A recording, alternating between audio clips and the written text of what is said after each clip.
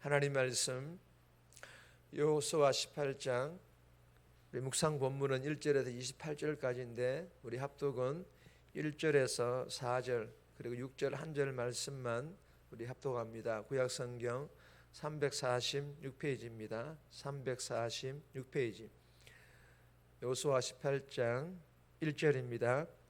이스라엘 자손이 온 회중이 실로에 모여서 거기에 회막을 세웠으며 그 땅은 그들 앞에서 돌아와 정복되었더라. 그러나 이스라엘 자손 중에 그 기업의 분배를 받지 못한 자가 아직도 7지파라.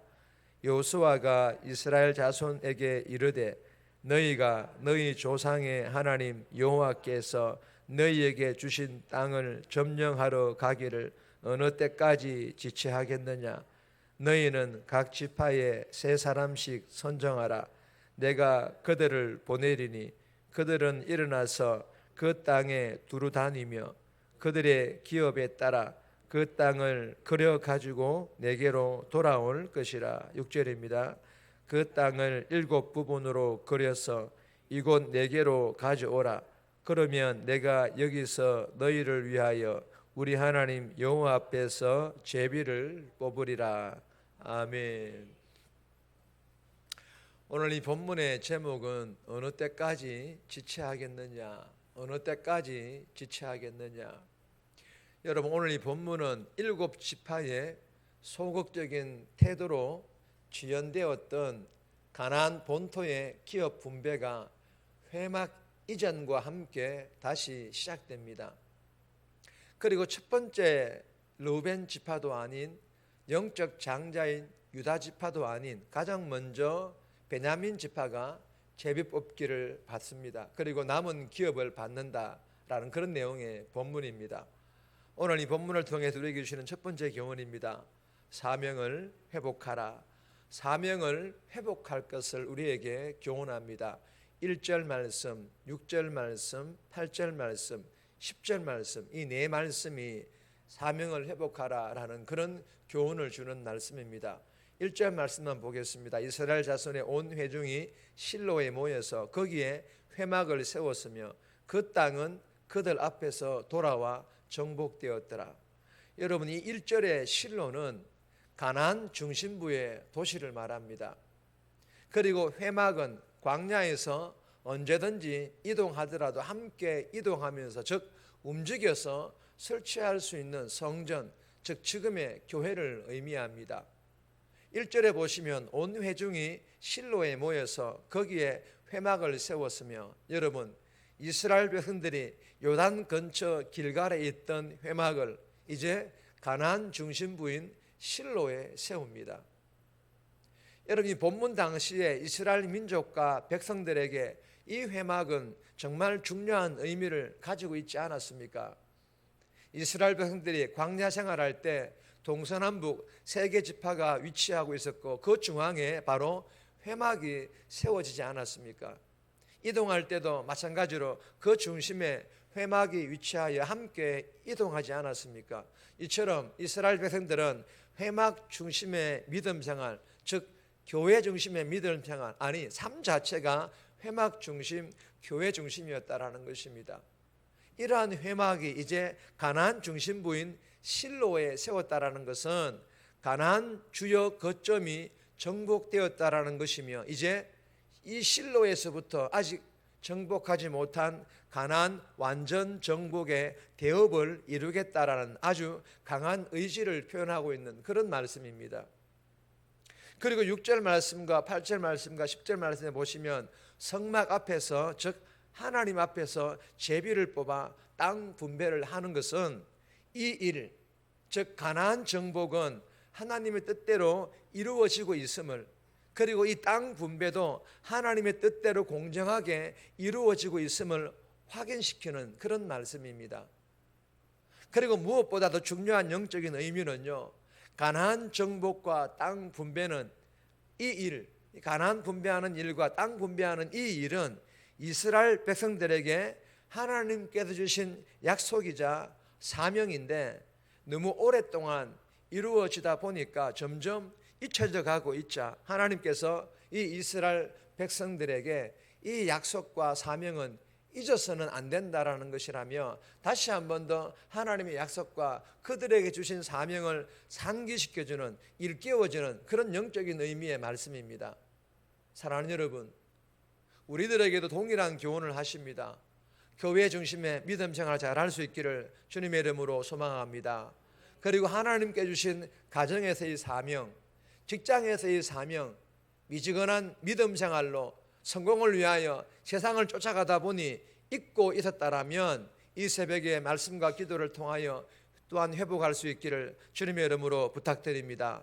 그래야 해서 오늘 하루 가정의 복음화와 교회의 영적 부흥과 양적 부흥을 위하여 기도하며 일상에서 우리에게 주어진 일 성실하게 최선을 다하며 삶의 예배, 빛과 소금으로서의 삶을 통해 주어진 사명 잘 감당하는 그런 명절 주간 보낼 수 있기를 주님의 이름으로 축복합니다. 두 번째 주시는 교훈입니다. 지체하지 마라. 지체하지 말 것을 우리에게 교훈합니다. 2절에 3절 말씀인데 3절 말씀 보시면 여호수아가 이스라엘 자손에게 이르되 너희가 너희 조상의 하나님 여호와께서 너희에게 주신 땅을 점령하러 가기를 어느 때까지 지체하겠느냐. 여러분 2절에 보면 기업 분배를 받지 못한 자가 아직도 7지파라.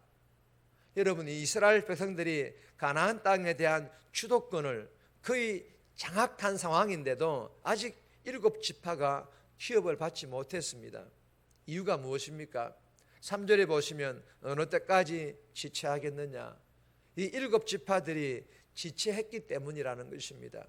미루었기 때문이라는 것입니다. 성실하지 못하고 게을렀다라는 그런 의미이기도 합니다. 여러분 험지를 정복해야 하는 그런 부담 때문이거나 인구수가 많은 지파들이 유리한 땅을 먼저 선점한 것에 대한 불만 때문일 수도 있겠지만 그러나 하나님의 명령, 주어진 사명을 자기 임의대로 생각하거나 성실하지 못하고 게을러서 중단하는 것은 변명의 여지가 없는 불순종의 죄라는 것을 우리는 깨달아야 합니다. 사랑하는 여러분, 지연된 정의가 아니듯이 지연되는 순종도 마찬가지로 순종이 아니라는 것입니다. 주신 교훈을 마음판에 잘 새겨서 하나님께서 주시는 복 왜 받지 못하는지를 잘 깨달아 하나님 주신 명령, 주신 사명 우리가 지체하지 않고 성실하게 순종함으로 하나님께서 주시고자 하시는 그 복 받아 누릴 수 있기를 주님의 이름으로 축복합니다. 세 번째 주시는 교훈입니다. 스스로 행동하도록 하라. 스스로 행동하도록 할 것을 교훈합니다. 영적 지도자들에게 주시는 교훈이기도 하지만 모든 성도들에게 주시는 그런 교훈이기도 합니다. 4절에서 10절까지 말씀인데 4절 말씀 보시면 너희는 각 지파에 세 사람씩 선정하라. 내가 그들을 보내리니 그들은 일어나서 그 땅에 두루 다니며 그들의 기업에 따라 그 땅을 그려가지고 내게로 돌아올 것이라. 여러분 너희는 각 세 지파에 세 사람씩 선정하라. 여호수아 이 지시에 따라 지파마다 세 사람씩 선출하였습니다. 그리고 이 선출된 사람들이 가서 남은 땅을 둘러본 후에 7 몫으로 구분하여 그 구분한 지도를 그려가지고 오라고 합니다. 그리고 여호수아는 그 지도를 기준으로 하여서 6절에 보시면 여호와 앞에서 제비를 뽑으리라. 하나님 앞 곧 해막 앞에서 제비를 뽑아 7지파에게 땅을 나누어 주었습니다. 여러분 본문을 통해 주시는 교훈은 이런 것입니다. 이 과정을 통해 지체하던 7지파는 약속하신 땅에 대한 열망과 의지를 되찾았을 것입니다. 그리고 좋은 지도자는 강압적으로 밀어붙여서 억지로 하게 하거나 모든 일을 대신해 주는 사람이 아니라 스스로 행동하도록 격려하고 영적으로 자극하는 사람이라는 것입니다.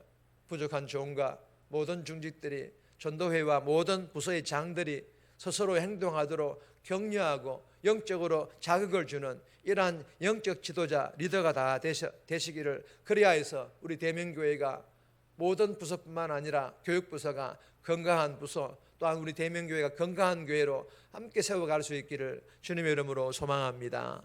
네 번째 주시는 교훈은 제목만 읽습니다. 내실 있는 삶, 내실 있는 삶. 우리의 속을 먼저 단속하라라는 그런 교훈이기도 합니다. 11절에서 28절까지인데 개인적으로 묵상하시기를 바랍니다. 정리합니다.